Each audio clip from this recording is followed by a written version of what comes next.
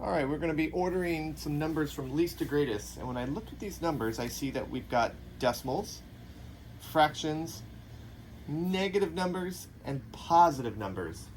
We call these negative, positive fractions and decimals rational numbers.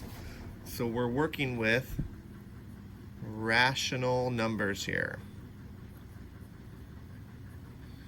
Now, if we're going from least to greatest, what kinds of numbers are the smallest?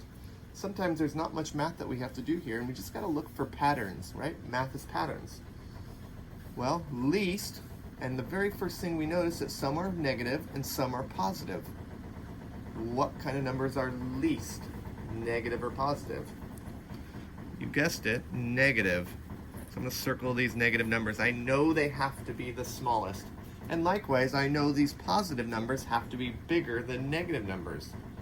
I'm starting with the negative because we know they're the least. I cannot compare these two right now because they're in different forms. We have a decimal form and a fraction form. To compare them, I need them to be in the same form. And I always tell you that decimals are an easier form in my opinion. And hopefully you've memorized what 1/2 is equivalent to as a decimal. This one's negative, so we can't forget that sign. But negative 1/2 is really negative 5/10. Okay? So now we have negative 5/10 and negative 75/100. To compare these, we line up the decimals. Negative 1/2, negative 0, and 75/100. I'm almost ready to compare them, but if you notice, this number goes to the hundredths place and this goes to the tenths. So I'm just going to put a placeholder here to fill up that empty spot. Now the tricky part of ordering negative numbers is remembering what kind of negative is the smallest. Remember, as negative numbers go to the negative side, here's the negative side, here is the positive side, negative numbers look like they're getting bigger, but in reality they are getting smaller. The further you go down, the bigger these numbers get, but since they're negative, the smaller they are. So the smallest negative is really the biggest. Here these zeros are the same, so that doesn't help us. Remember, we're looking for the biggest number because the biggest negative is the smallest. 5, 7. 7 is bigger than 5. Since it's negative, this bigger number is actually the smallest.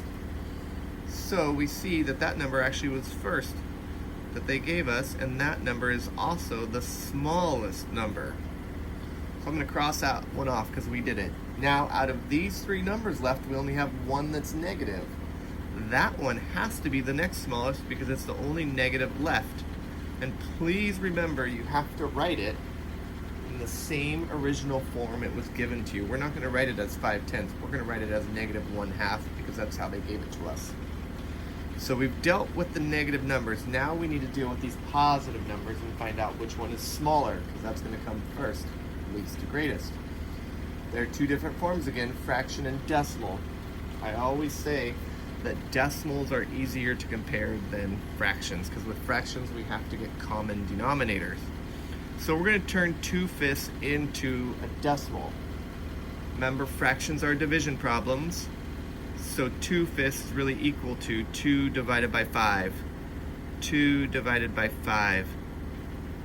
5 does not go into 2, put my decimal, put my 0. 5 goes into 24 times because 5 times 4 is 20.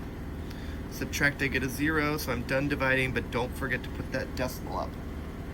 So 2/5 is equal to 4/10. So over here for the positive numbers, I'm going to line up 4/10 because that was really 2/5 and 8/10. And as you recall, we're going from least to greatest. So I'm looking for the least. Those zeros are the same. I'm going to cross them out. Put a box around these two because they're different. 4 is smaller than 8, so I know this is a smaller number, 4/10, when compared to 8/10.